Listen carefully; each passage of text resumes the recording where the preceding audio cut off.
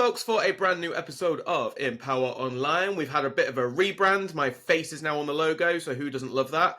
And to introduce that new rebrand, we've got Costas Doru, who is an MMA fighter and Brazilian jiu-jitsu black belt. And he also is the coach of one of my friends, Casey, for his sins, who we've previously had on the podcast as well. So I'm sure we'll chat about her a little bit too.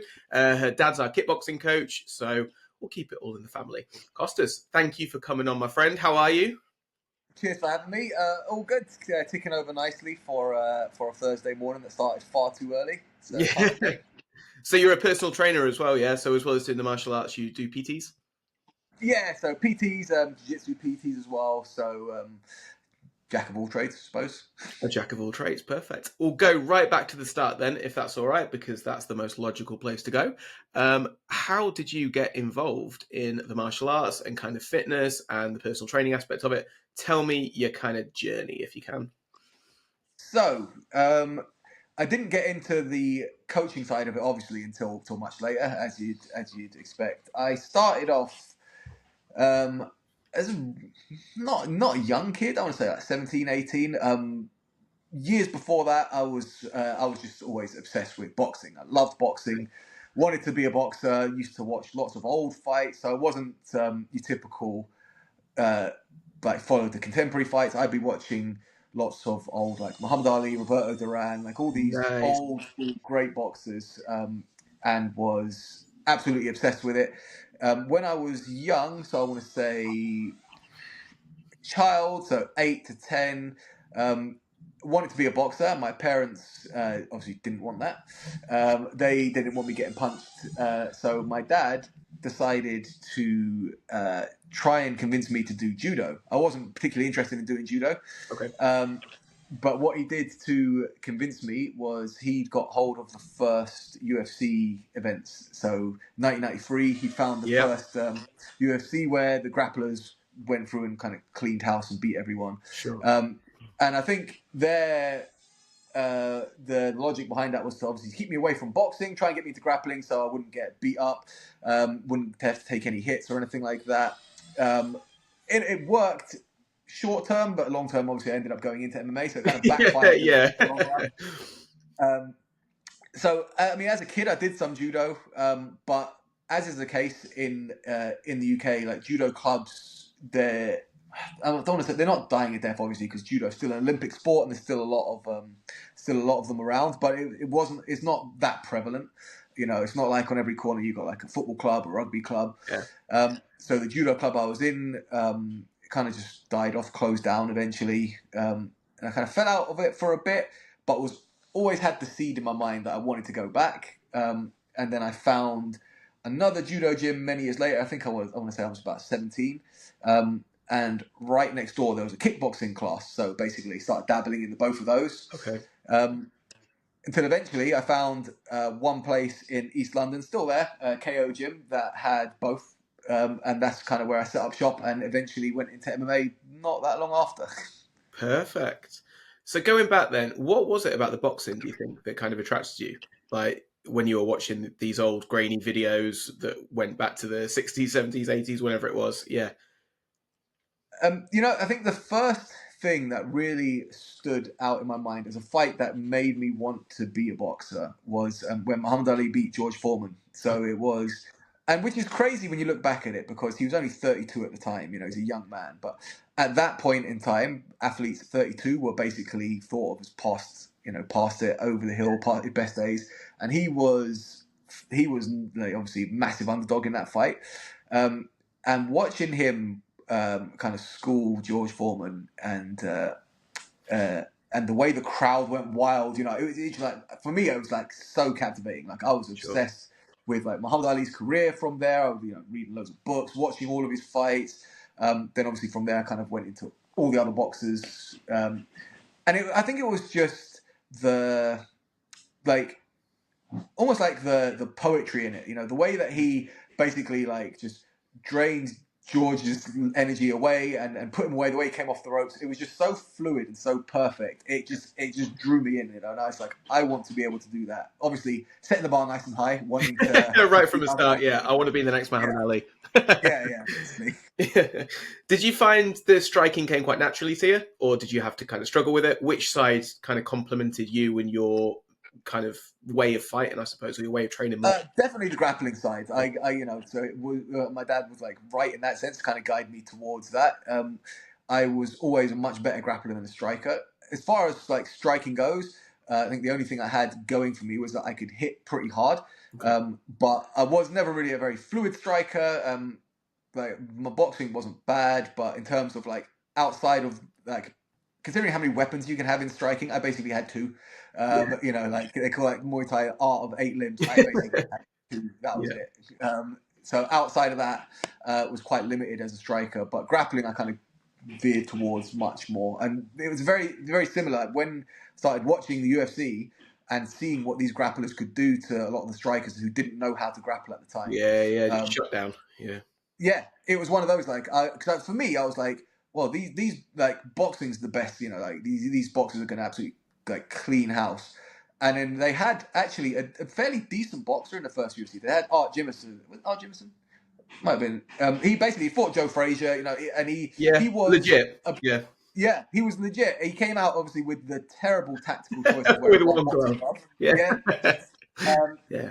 and uh, and obviously, I think as soon as he got taken down, he tapped out. But for someone to do that to like a pretty competent boxer, it made me think like, well, Jesus, this is legit. What's happening here? Yeah. I feel like a lot of martial arts in general, you're gonna have when you're confronted with something that's real, you're gonna have like one of those reactions. You're either gonna be like, "Well, I want to do that," or you're gonna kind of shy away from it and Yeah. but head in the sand. So like, no, my aikido still works. It just Sure. didn't work at this one time. It's one of those Yeah. sorts of things. So when I saw how effective grappling could be, I was like, right, I need to learn that, and just kind of went down that path. What an introduction though to see the UFC and then be like, okay, I want to get into the grappling side, because the UFC obviously in America it was quite big, but the UK it wasn't so Oh God, it yeah, didn't reach the same amount of people, did it? I suppose, and then as it kind of gained notoriety and gained fame as it progressed more and more. But yeah, that was like the real first test, wasn't it? Of like no holds barred, really. People like getting their teeth kicked out of the ring. yeah. Like being pushed through the ring, no rounds, no weight classes, big sumo wrestlers versus karate guys, etc. It was crazy. It was cool. Yeah, and it was basically back then. It was like you'd have to find them like floating around in HMV if you were lucky. And after the first five, it completely vanished Mm, until UFC 40 just showed up in HMV all of a sudden with Tito Ortiz and Ken Shamrock on the front. yeah, Uh, and when I saw that, I was like, I remember thinking like, oh fuck, Ken Shamrock was like really high level fighter. When I watched it back. And then when I watched that fight and Tito Ortiz has just absolutely run him over, I yeah. remember thinking like, wow, things have like since I'd last been able to see it because you couldn't find it on like there was after UFC 5 you just couldn't find any No, UFC it was just UK for years. And then when I saw UFC 40, I remember thinking like, fuck, like these guys have evolved so quickly. It's like watching if you go from watching like Jack Johnson boxing to Muhammad Ali boxing. It's like yeah.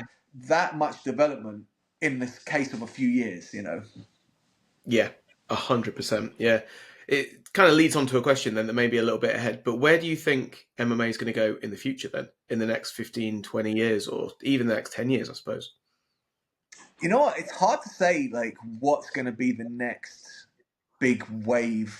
So obviously you had all the grapplers coming. So jiu-jitsu was the big thing. Then you had wrestlers who came in. They learned to take people down and ground and pound. That was the Yeah. next big thing. Then you had the strikers who learned how to defend it. So like Maurice Smith and those guys Yeah. came in. And then you obviously had the well-rounded fighters. Now everyone's a well-rounded fighter. You're getting like a lot of point fighters come in that are I say a lot. There's a few point fighters that are coming in and really kind of upsetting the apple cart a little bit just because of the Yeah. way they strike. Yeah. You know, Michael Venom Page being the example on Joe Rogan recently, one of the high level examples. But there's quite a few like that. But to be fair, I don't really know what's going to happen. It's exciting to think about it. To be fair, like what's going to change the game next. To be fair. Yeah, I don't really know where it can go unless it goes back to the way Yeah, that it was originally in UFC one, where you go back to kind of no weight classes, you go back to no time limits, things like that. You got King of the Streets now on YouTube, which is kind of that way of yeah, doing yeah, it. It's also like just hooligans beating the shit out of each other, and it's not quite the same professional level of the UFC, etc. But yeah, I think it'd yeah, be interesting to see definitely what makes it, I don't know, evolve and change over the next 5, 10 years as martial arts evolves and grows. Because BJJ yeah. was in the I past feel like 5 or 10 years the and got so big. I feel like one of the main things that will force the development is if as the pay increases and it attracts higher level athletes, you're gonna get like your superstar athletes that would go into like American football. They go into all these other more lucrative options, Yeah, potentially going into fighting, and that's going to be interesting to see like kind of where they're able to take the sport. definitely. Yeah. Let's talk about you then in your first MMA fight. So, when did you decide to kind of jump into that arena? What was your experience like in the run up to it? Like, how were the nerves? How was the competition level going? Like, yeah, walk me through it. So my very first amateur fight. So I only decided I was gonna. I was like, I'm gonna do like one amateur fight and kind of see where how it goes, just so I can say I'd done it. Ended up doing like 6 pro fights after, but That the escalated quickly. Yeah. yeah, exactly. The first amateur fight. So the rules were technically they were semi-pro, I suppose. So we had you didn't have padded gloves. You had like the regular MMA gloves. Um, on the feet, anything goes to the head. So punches, kicks, knees, elbows, all Yeah. that. On the floor, no head strikes. So looking back at it, that rule set didn't particularly favour me being a grapple heavy style at that point. So if I Sure. took the guy down, I wasn't allowed to punch him. Not in the head anyway. Yeah. Um, and I kind of figured, well, my game plan. I remember being like seeming calm, but being very nervous, obviously. Like the duck in And the water. yeah, literally. Um, and I remember the fight actually went perfectly. It couldn't have gone any better. I came out, hit the guy with a single leg takedown, basically about 30 seconds into the fight. Passed his guard, couldn't hit him, so I kneed him in the belly. And as I kneed him in the belly, he put his arm down to the side, which opened up his neck, and I caught him with a choke. Nice. So the whole thing was over within like a minute and a half, I think. Barely got a sweat on. And I remember thinking, sorry. Barely got a sweat on. Yeah, exactly. And after that, like the rush of that, I was just hooked. I was like, right, I need Yeah. to do more of it. So the idea of like one and done was quickly out of my head. And then where did it go from there then? So obviously you said then you went into semi-pro and then you went into professional, having 6 fights there. Yeah, so I lost my second semi-pro fight on a decision. So I got paired up with a good striker who also had good like takedown defense. And for the first round, he just like bounced me around the ring. There's pictures floating around, so that my eye was completely closed. I've got a scar across here where he like split me open with an elbow that he technically wasn't allowed to throw, but he still managed to slip it in and slice me Yeah. up. Um, lost the first round pretty heavily. Came back and won the second round, but it was a 2 round fight, and I lost the first round 10-8. So I lost the fight overall. And I remember thinking, like, there was a point when I got back to my corner after the first round. At that point, my eye was swollen shut. I couldn't see anything on my left hand side because he hit me with his right hand. So blind on this side. Yeah. All pretty like lumped up, and the referee come over and he asked me if I wanted to continue. And I remember thinking in my mind for that split second, like, "Fuck no, I don't want to continue." I'm out. Yeah. But but then then the inner voice like quickly took over. Like you hear now, you don't like, that whole stigma of you don't quit on your stool. You go out and you take your lumps. Yeah. So I was like, yeah, I'm kind of carrying on, and that moment kind of made me realize, like, okay, so I've got the grit, like to carry on in the face of what looked at that after that first round, it looked like a pretty hopeless case, to be fair. And the second round went a lot better, but there's a lot of people that say like, oh, I'll never quit, I'll never quit. But when the opportunity presents itself, and things aren't going your way, it's very easy for your words to kind of lack the metal behind your statement. Sure. Yeah. And that moment for me was like one of those. It was like one of those snap focus moments. It's like, okay, do you have what it takes to go when things aren't going your way, or are you just going to quit? and I realized then, okay, I've got something in me here that I can take this a bit further. So after that, I decided to go pro because I figured the rule set would favor me a little bit better anyway. And yeah, then 6 pro fights after that. What was that step up to professional like? Was it a You big know what? learning curve, or was it kind of like, all right, yeah, It fun? was. I feel like it was a lot more. It felt like a lot more pressure, I Yeah, suppose, because in my mind, like semi-pro match, I was like, oh, these don't really count. These are just like learning on the job yeah, sort yeah. of thing. Once it turned to pro, it was like, okay, now this stuff counts. Like, wins here were going to progress me. Losses here would set me back. So it was that side of things. The pressure was like exacerbated quite a bit. But in terms of like the actual pressure, like the nerves, none of that really changed. That was always there, like from first fight to last fight. So that side of it was the same. It was more just the self-perceived pressure of it, I suppose. Mm. You talked about that grit then in your first round. You got banged up a little bit. You got your eye cut. You couldn't see much, and you had that grit to still go out. Do you think you've always had that grit, or was that something that you've kind of trained and developed? And do you think people have grit, or they don't have grit, or is it something that can be kind of nurtured? I suppose. I feel you can develop it. Because I feel like every person, like the first time you spar, for example, everyone has that reaction. When someone throws your face, you're Yeah, over yeah, here, and so that type of thing can be can definitely be trained, like to sit in the pocket, like take your hits and to counter. When it comes to not quitting, so like I think everyone has a breaking point. Like it's like that whole thing they say. It's pretty dark, but they say like when you like in like interrogations and torture. Like everyone breaks. There's yeah. always a breaking point, Just but it's when. a case of like, yeah, exactly. It's like you just need to train yourself to the point where your breaking point is so far beyond what they can push you to. Um, so for me, I knew I was tough, but I was like, I can't just rely on being tough because if I'm tough and I get tired, that makes tough people soft pretty quick. Sure, yeah. Um, so I had to like really push the conditioning side of things as well, so that I knew that okay, I'm tough, but I'm now also conditioned to be tough for the duration. Um, and yeah, and I always had that thing. I can't remember who said it, but in the back of my mind, it's like you take it like you give it. So like if I'm out there, you can't be a glass cannon. If you're out there just like thumping people up, but you shatter the second someone puts something back on you. Yeah. You just have to take it like you give it. So I was just always had that in my mind. Like if it wasn't going my way, just my turn to take it. I'm not gonna roll over. Yeah. What was your conditioning and like training like in like the run up You know what? to pro, or did it stay pretty consistent? It was relatively consistent, but looking back on it now, so obviously I qualified as like a PT much later. Yeah. Looking back at it now, it probably was probably it wasn't probably it was definitely not the most intelligent way to go about it. I Okay. think I was like chronically overtrained or Right. underrested, a bit both. Yeah. So obviously it led to like lots of injuries and things like that. And even it wasn't even the most efficient way to get the best out of your cardio. So.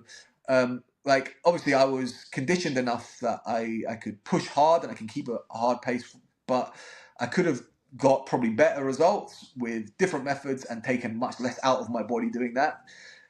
So I feel like I probably sacrificed a lot of longevity through just like back then we just didn't know, like no one really knew how to approach it because MMA was still fairly new. It was kind of in its infancy. So people didn't know the best way of training. Like a lot of people were just sparring every day, like 100%. So you just get banged up. It wasn't smart, basically. Yeah. Sure. Yeah. Who was the most difficult person you fought? Do you think, whether it was pro, semi-pro, Uh, or what was your the most difficult hardest, fight? so the hardest fight I had was my last pro fight. So it was a draw. It was the only one I didn't win, annoyingly, and it was against another grappler and a southpaw called Jeremy Petley. So Jeremy, he is. I believe he's. I don't think he's still active. I'd be surprised if he was still active now because he's like my age, so obviously he's getting on a bit. Sorry, Jeremy, if you watch this. But we were both like I was 5 fights in. I think he was 4 fights in, um, and that fight was so tough. Like we didn't damage each other a lot, but it was very hard in terms of like the pace that we put. We just didn't stop. So it was quite grapple heavy. Yeah. Um, and won the first round quite handily. Second round was fairly close, and then he won the third round. Ended up as a draw overall. And yeah, that fight, I just remember thinking, looking back on it, like didn't fight tactically very smart. So basically, got on top and was just winging punches at him for the entire first round, burning myself out, but not really doing a great amount of damage. Okay. And then having to again just dig in and know that I'm tired here, and I've just got to keep going, and I've got to keep going. So that was quite a tough fight from that standpoint. I reckon that would probably be my toughest fight. A very quick message now, guys, from our brand new sponsors, Nest Management. Let's be honest, most of us got into martial arts to teach, not to wrestle with the spreadsheets. If you love helping students but you hate the admin, that's where Nest Management step in. They handle the boring stuff like payments, bookings, and all those little jobs that usually end with you wanting to go 3 rounds with your laptop. You focus on the teaching, they manage, they market, and they take some of the stress away. Simple. Check them out at nestmanagement.co.uk. What made you stop them? So you said that was your last one. What was kind of the point to go, no more? At that point, so I realized like, okay, I need to work on some bits to kind of like get back into like to improve like where I was. So I was like, okay, so I need to be better tactician essentially, because like my fight IQ in that fight was not very good. And so I went back into training, but at that point, because there's hardly any money in MMA, especially back then. Sure. I was working part-time and I was skint. I needed some cash, so I needed to work more. And it kind of just drifted away from it. The gym I was training at kind of splintered off and everyone separated as well. So it was kind of like a perfect storm of lots of things that pulled me away from it in the end. And I just ended up never going back to it. Okay, fair enough. But you kept training yourself though in like more of the grappling at that point. Did your kind of focus go more into the grappling then? Yeah, so I trained some MMA fighters, which I do enjoy, but I always enjoyed the grappling side of it more. So I kind of veered more into grappling coaching and starting a grappling team after that. Cool. Let's talk about the BJJ then, because obviously you're a BJJ black belt. When did you receive your black belt for BJJ and under who? So I got my black belt from Roberto, who was ABT's head coach at the time. He's now opened up his own gym, Ground Up Jiu-Jitsu, if anyone's in the Huddersfield area. I've been a black belt since 2024, so just over a year now. And it was a long journey because I had some time away from grappling, and obviously I moved from the south back up to the north. So obviously when you change gyms, you essentially come in not at the bottom again, but I think it essentially reset my timer. You've got to rebuild up and yeah. But yeah, so got the black belt then, and it was one of those. I quite like how ABT do it. So it's rare that you just get a belt on a day, like at the end of a session. They'll be like, okay, here's your black belt. It's usually a case of you fight for your black belt. Okay. So they do like in-house matches and things like that. Yeah. So I had a match with one of my best training partners. Very hard rounds. Like he's still like one of my most valued training partners and still one of my hardest rounds. Yeah. And luckily that one went my way. So I ended up getting the black belt. And I didn't realize. So I think like the coach was going to give me a black belt regardless of how that match had gone because of like overall how I grappled. So if I had just like bombed it in that match, I think I was still going to get it. Which if I had known that, I'd be like, I should have like thrown the match so he would have got his black belt as well. He definitely deserves it, Yeah. But yeah, we had a really and as always a tough roll. I got the better of it and got the black belt. Perfect. What was that experience like? Because obviously the BJJ black belt is still one that's got credibility, I want to say. Whereas I think nowadays a lot of black belts don't really hold the same amount of credibility. And that's no disrespect to them, but I think you've really, really got to work for your BJJ black belt. And I think any belt, I think even a blue belt in BJJ is pretty rare. Purple belt, even more so. Brown belt, you're looking at a point something % of people who start. And then the black belt is, it's crazy, isn't it? But yeah, what was that experience to kind of go through that? You said it was a long road, but yeah. Yeah, it's unreal. When I started jiu-jitsu, there wasn't a single English-born black belt. Mm. So it was that long. Yeah, I think it's over 400 now. yeah, But when I started, there was none. There wasn't a single English black belt. Like the black belts that you see, if there was a black belt on the mat, it would be a Brazilian. It was super rare. It was rare to see like purple belts. It was yeah, It was super rare. Um, and I remember thinking, like, when I started jiu-jitsu, it was like, well, like, it wasn't a realistic goal to be a black belt. Like, you think you never get there, sort of thing. So to get there it's an unreal experience, because it was like, say, literally like a lifetime's worth of dedication to get there. yeah, 100%. How do you find the coaching then? What level did you start coaching at? Was it blue, So I purple, coached. Sorry, go on. blue, purple, brown? Right. Yeah.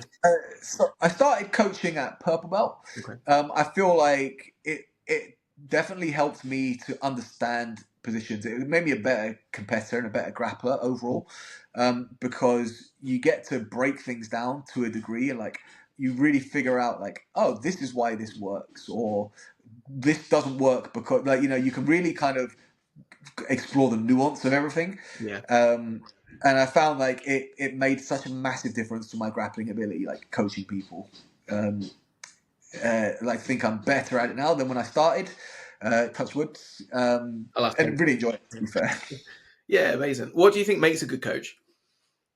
Um, I think one of the most underlooked things is like versatility. So what I mean by that is, you're not trying to train a whole gym full of you, essentially, because people are going to have different attributes, they're going to have different abilities, they're going to have different things that work for them. Yeah. And your ability to find what's going to work for people, and help them follow that path, rather than say, okay, do it this way because I do it this way. So a lot of it is a case of me, like, I have to teach people things that I know I'm not particularly good at, but they're going to be better at than me. Yeah. And as long as I can convey that to them in a way that makes them good at it. So it's I think that's one of the more underappreciated things as a coach. And to be fair, once again, it doesn't really link to coaching directly, but making the environment like an environment people want to be in. Mm. Because you could be the best coach technically in the world, but if you can't create an environment that people want to be in, you're going to have no one to coach. Yeah, So I if you're think, not, like, not going to work.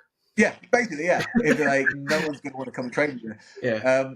So obviously, as someone with like a sprinkling of tism, it's not always the easiest to kind of put yourself in that position, because obviously I'm quite shy anyway.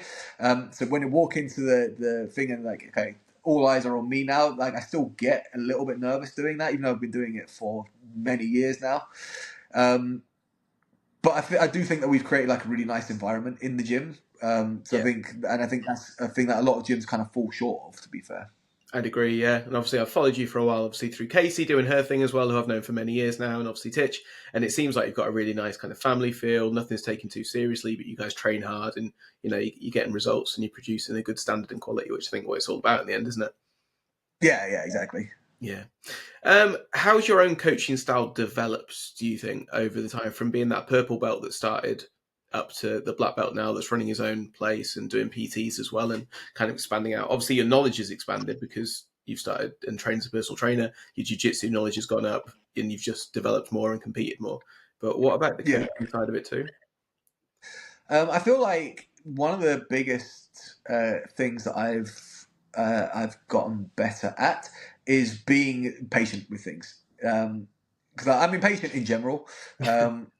So, like, if I want to do something, I want to do it right now. Like, I'm the worst for that, Yeah. fairly impulsive and that side Yeah. of things. So it's a case of like, you can show something and someone might not get it, and your initial reaction might be like internally like, well, why aren't you getting this? You might get internally frustrated, but that's not going to help the situation. You need to basically figure out, okay, they're not getting it this way. How can I explain it in a way that they're going to get it? Yeah. And it's like, the technique might not be something that they're going to excel at. Like, so it might be something that they're never going to particularly use. Yeah. But if they can understand it, then they can potentially like know how to avoid it, how to apply it if they're in a position when it's the only thing to apply. So I feel like I'm a lot better now at finding a way to basically help the individuals. So like, for example, like someone that might not particularly like benefit from seeing a technique, and then they're going to benefit more from actually doing it. Or some people like just audio cues. They get, like, okay, you need to move your left hand to here. Like they're Yeah. gonna. So like figuring out what's best for the individual, I think that's something that I've gotten better at over time. Yeah, it's how people learn, isn't it? Like you just said, some people learn by doing the technique and feeling it. Some people learn by seeing the technique and then kind of going through it in their brain. And then some people, kind of need Yeah, those audio cues of put your left hand on there, etc. So yeah, I think that's awesome. Just having that individual way of doing stuff. And then obviously the more people train with you, the more you're going to get to know your students and things like you. So it's going to progress. yeah, exactly. Yeah. Your competition days then, so you're still competing now, up to the point where even a couple of weeks ago you got a gold medal, correct? Where was that? Yeah. And So that was at Empire Grappling. So yeah, I'm actually an Empire ambassador. cool. And I have been like I competed for them a number of times, but I hadn't actually won a gold medal for them until the last one. So it was nice to get that. And it actually, like, I'm not sure if I'm going to compete again this year. I'm on the fence because I'm a bit banged up at the minute, and I was a bit injured going into this one, and so I was using this as like a kind of a tester to see how I'd do going for like the British Open. And it went well, so I'm kind of thinking maybe I could squeeze one more in, but it's been like a fairly good year competing. So even if I don't, I'll be fairly happy with how the year's gone, to be fair. 100%. And what kind of player are you? Do you do the guard? Do you do passing? Do you do top? So it's funny in training, I play. I sit to guard pretty much every round, Okay. and like I work from bottom.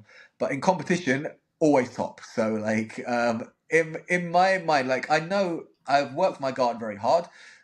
It's usually like geared towards getting on top and then like pressure passing people, and that's obviously hence the name Hippo. Yeah. Like just being Yeah. big old heavy bastard and grinding people out. Yeah.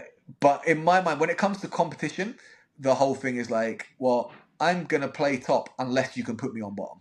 Yeah. So I'm like, I'm on top. If you can take me down, cool. Then I'll sweep you and get on top. If you can't, then sucks to be you, because I'm gonna be on top and I'm I'm gonna just be going very to heavy. stay on you and sit on you the whole time. Yeah, basically. Yeah. How much kind of emphasis do you put on your self-defense training as well as the sport? Is self-defense kind of in your brain, or do you go more towards the competition side of it, the sport, or don't you see a difference? More towards the sporting side of things. In terms of like the self defense, so when it comes to like self defense aspects, there's a lot of jiu-jitsu that you can use, and there's a lot of jiu-jitsu that you can't use. So Yeah.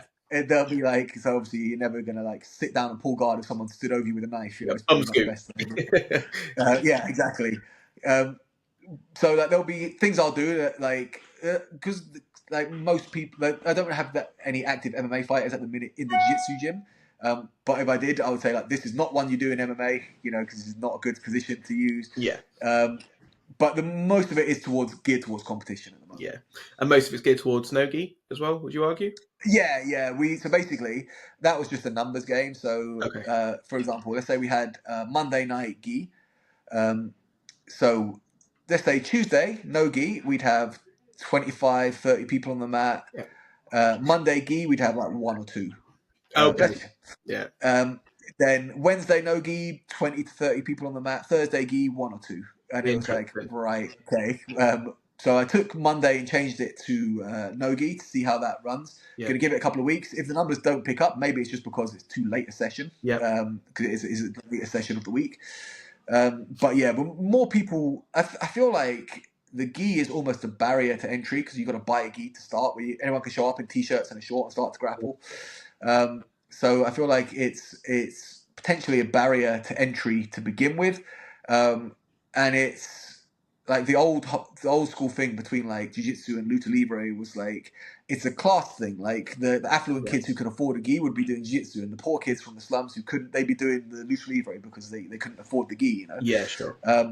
And Dewsbury isn't necessarily the most affluent of areas, so I feel like asking people to pay membership, buy a gi, it's a barrier for entry that a lot of beginners won't get through. Whereas a no-gi class, they can just show up and try it. Yeah, 100%. That makes sense. How do you find it running? Like, is it a full-time place you've got now? Yeah, so I teach here pretty much every night, Yeah. and coach like during the day. Enjoy it. Like obviously, as is the way with PT hours or coaching hours, you can end up like doing the typical early start, little bit of break, lunchtime clients, little bit of break, then evenings. You know, you can end up with some long days, which I've tried to get a balance on. I think I'm better at that now in general. Yeah. Um, very rewarding, very tiring. Yeah. And how did you find the transition to go full-time? What did you do before you trained full-time or coached full-time? So I actually worked. I worked in an insurance office. So this was actually a funny story. How I ended up coaching to begin with. Okay. Um, when I left the south and moved up north, I kind of stopped training. Like, or at least I was kind of more of a hobbyist. Was working in an office, and the office happened to have. The office moved, and when it moved, it happened to have a punch bag in the basement. Uh-huh. So on my lunch break, I go down and start hitting the bag because I wanted to get fit again. Yeah. And the coach, the PT down there, she said like, "Well, you don't look like most people that come and hit the bag. Like you look like you actually know how to box." Yeah. And I was like, yeah, like I kind of downplayed it. I've done a little bit. So I ended up teaching the PTs there how to box a little bit. Then I kind of like they found out that I used to fight, so I started teaching them how to grapple, and they really liked my coaching style. So they said like, well, if you get qualified as a PT, we'll hire you. Okay. And at that point, I was doing a job I didn't like particularly, so I was like, you know what, fuck it, might as well. Yeah. Um, got qualified, and that was that. Just ended up coaching. Oh, amazing. That's a cool story. Yeah, nice. And then obviously you Yeah, built into a place where it's full-time and it's, and you're doing good and you're producing some good athletes. yeah. And you are also now starting to put your own events on, correct? Yeah, next one on Sunday, in fact. Absolutely loving it, but goddamn, being an events manager is hard work. I can imagine. Like, where did this kind of inception, like, yeah, where did this all start for you and why? uh, So I'd been helping to run events at the gym.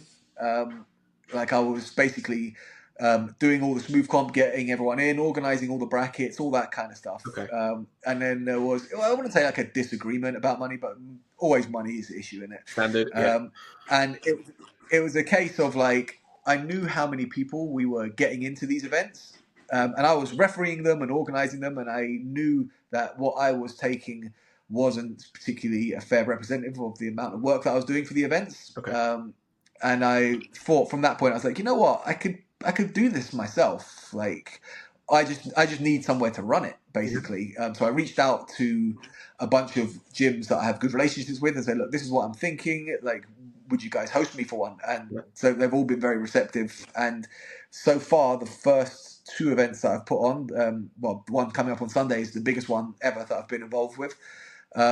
And the one after that in February, Valentine's weekend, is already looking fairly busy. So it was a pretty good trade off. It was a bit of a gamble because obviously I took on the cost for all the medals, Yeah, but the rest of it I was doing anyway. You know, I was sure. already doing the brackets. I was already reffing it, so that side of things hadn't changed. And I knew like I could get this off the ground and I can make it into something pretty big. So I'm happy with how it's gone. Perfect. And what's the plans for it in the future? Is to get bigger and bigger, put more and more events on? Yeah. So I've got there's one or two more places that I want to kind of source out for venues, and basically aiming to put on a show maybe every 2 months, and just rotate all the venues. Once the thing that I've told the members that have competed so far, the first person to gold medal at all the events, all the venues, because each venue has an individual medal. Yeah. First one to gold medal, all of those gets a cash prize and some swag off the sponsors. Nice. Once that's done, everyone's counter resets back to zero, and it goes again. So the next person to get a gold medal from that point Good on at every idea. Nice. venue, same thing. And it's just basically someone said it's like Infinity Stones. You know, I was just just collecting about to all say it's like collecting all the Infinity Stones. Yeah, exactly. Yeah. You go click done. Oh, yeah, cool. exactly. What else is in the pipeline for you then in the next kind of where do you see your jiu-jitsu going? Where do you see the club going? Where do you see your own training and your members going? And the events, obviously. So we've got a bunch of them competing, so I'm obviously looking forward to more competitors um, coming out of the gym. I want to get more competitions in. My ultimate goal, I want to win the British Open. So I won the ADCC Nationals. Yeah. Won Empire. So the last one on my list of things to tick off will be the British Open, just because I really like the medals. I quite like to try the Europeans at some point. Yeah. Very steep learning curve that, but it's just the going out there. That whole side of things would be an experience. Ultimately, I want to open up a second location. Kind of in talks with people at the moment about that. So we've got some pretty exciting times coming up. Shout out to Motion Jiu-Jitsu who are in the background for that. Those guys have been very supportive. Awesome. And yeah, got some exciting times come probably 2026. Excellent.